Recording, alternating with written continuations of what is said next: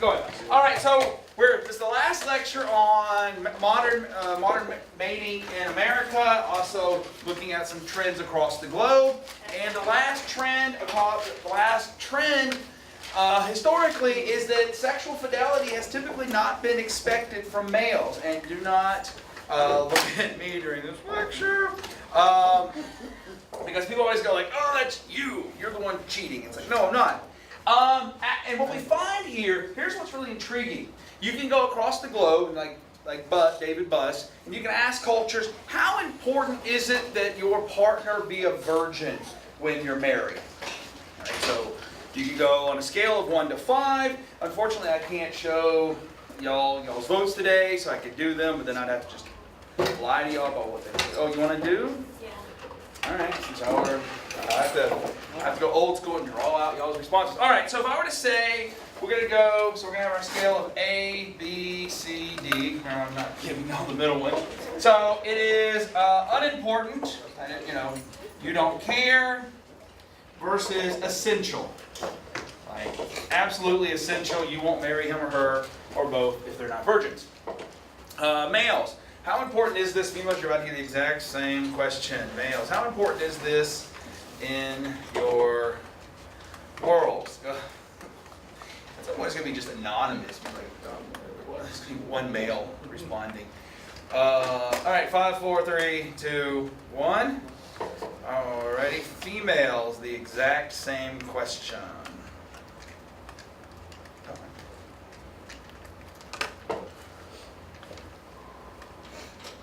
5, 4, 3, 2, 2, 1. There's really not much of a sex difference in our culture. In fact, that is actually quite common. In many cultures, there's not a sex difference. I'll tell you what your data are. So it's like 7, 8. This is 7, 8. 2, 2, 1. 4. Really? Oh, wow. Hey, maybe we should pair some people up. I know. Wow, this actually really surprises me that more females said it was essential to marry a male virgin. That's your class. Can we add some virgin water? You can ask whatever you want. It's anonymous, though. What? Now, does that assume, like, you're a virgin, you want to? Well, I mean, you heard the entire question, so. So you might go, that's a variable of interest. This actually really deeply surprises me. This little there. Intriguing. But so what we actually find across many cultures is not every culture thinks virginity is important, but most of the time where it is, it's female virginity. That's why this is surprising. Most of the time, they care more about female virginity than male virginity. We also tend to care more about female fidelity than male fidelity historically. If you ever get a chance to read the Iliad and the Odyssey, have you ever done this? I did not until I was an adult. They are some of the greatest books ever written. I love them. Unashamed fan of the Iliad. But anyway, so in the Iliad, they all go off and fight the Trojan War, and in the Odyssey, Odysseus tries to find his way home. But all throughout the Odyssey, it is an issue about whether or not Penelope, Odysseus' wife, has been faithful. What about Odysseus? He's not. Okay, he's not, but does anyone care? No. Does Homer ever write that, man, whore, Odysseus? No, it's part of his journey. It's part of his journey, right? He sleeps with Calypso. He has some mates over in Troy, and there's never any issue about it. But throughout the throughout the Odyssey, Penelope has all of these suitors, right? And so every day the suitors try and eat her food and get her to marry them. Every day this goes on for nearly 20 years. And you have this beautiful scene in the Odyssey where Odysseus finally comes home and he has his dog who is sleeping on a pile of dung. Does anyone remember this scene? And so Odysseus finally comes home. His dog Argos looks up and dies. It's a really sad scene. Lovely scene though.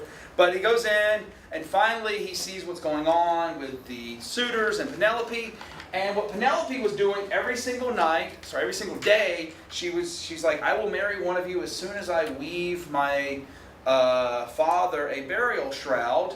And every evening, that's what's being painted here, is she would unweave the shroud so that she never had to marry anyone. And this was seen as a model of virtue. Meanwhile, Odysseus is basically having kids all over the Mediterranean. So, just an example of this. Across the globe, we also find a major sex difference in adultery. Right? We like to think that if I cheat on you or you cheat on me, that it's the same. But if you look across the globe, there is a really, really pronounced sex difference in adultery. Of divorce after adultery, and it is in directions that we would expect. So what is it? This is 88 societies, the wife only, the number one most common cause. Not most common cause of divorce, but it's her cheating more than his cheating that will lead to divorce. This is disturbing. Are y'all seeing a pattern about how many cultures have treated women? I don't know why, but this has really been on my mind a lot lately. I'm like, why are we doing this to half our population? The important half.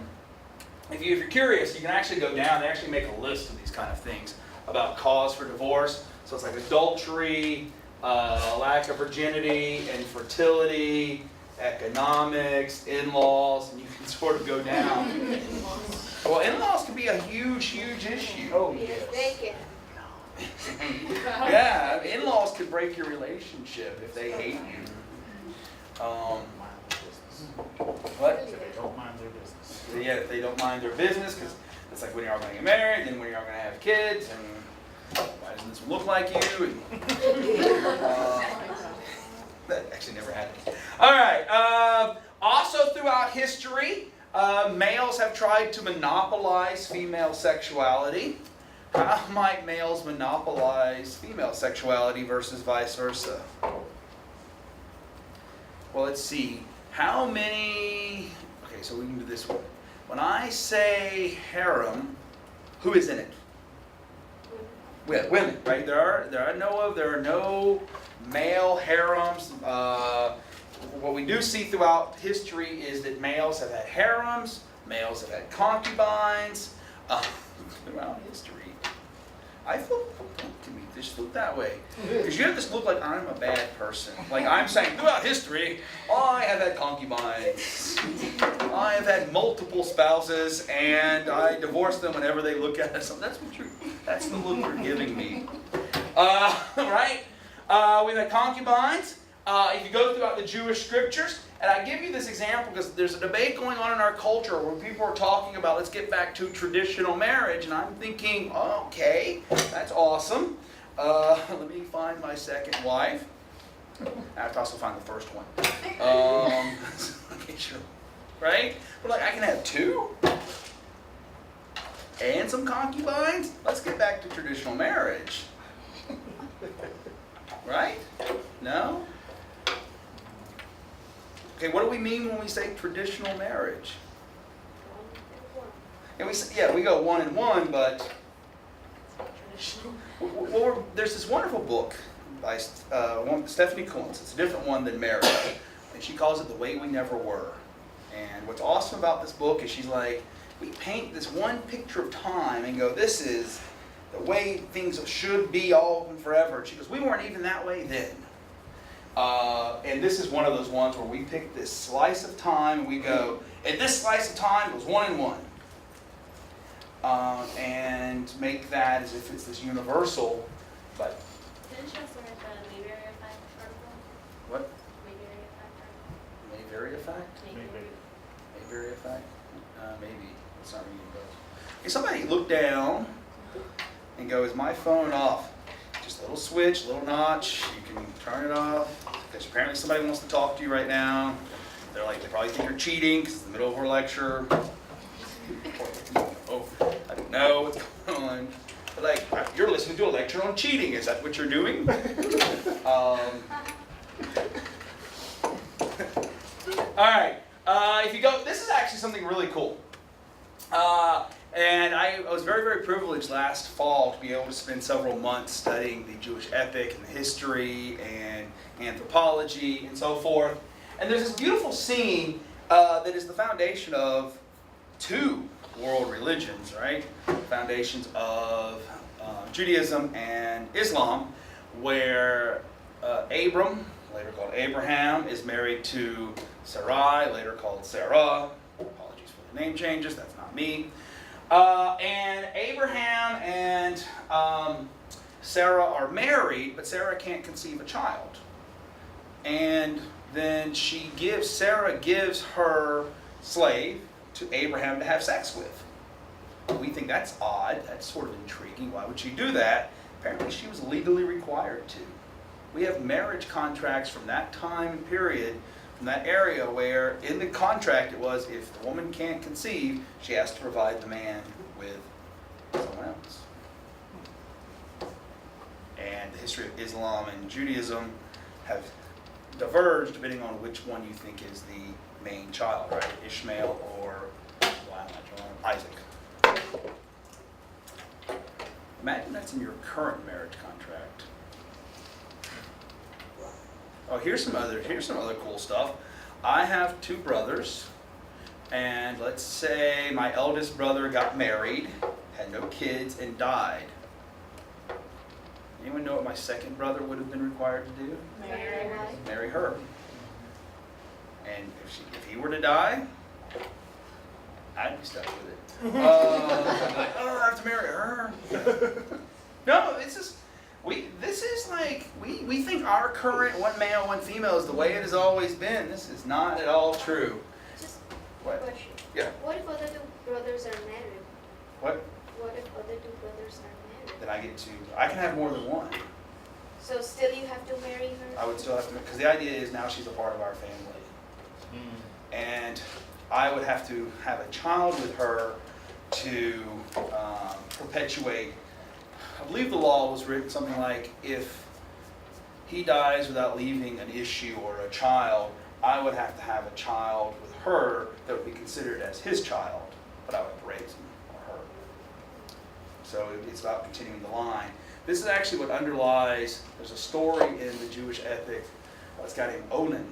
And Onan's brother died, and he had to marry Onan's wife and have Onan's child. So he had to conceive what would be Onan's child, and Onan didn't want to do it. So he starts having sex with his brother's wife and pulls out, and it spilled seeds on the ground. Yahweh gets upset and kills him. Many people think that's why you shouldn't masturbate. I see it as a story about something like this. So, but he wasn't fulfilling his duty towards his God Yahweh. There's a lot of cool stuff when you start getting into the epics, like the Iliad, the Odyssey, the Aeneid. They're worth reading. They're really good. But we see other ways in which males have tried to monopolize women, right? So this wonderful picture by Aang. This does not look like Aang, but somehow that's how he pronounces his name. It's French. Just throws letters up there, whatever.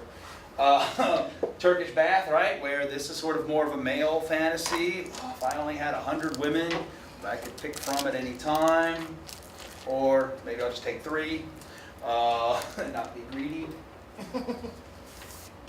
Eugene Delacroix, right? We don't really have female hair. We don't really have females having harems of males. That doesn't seem to exist. If you think about it, it's really odd it doesn't exist, but.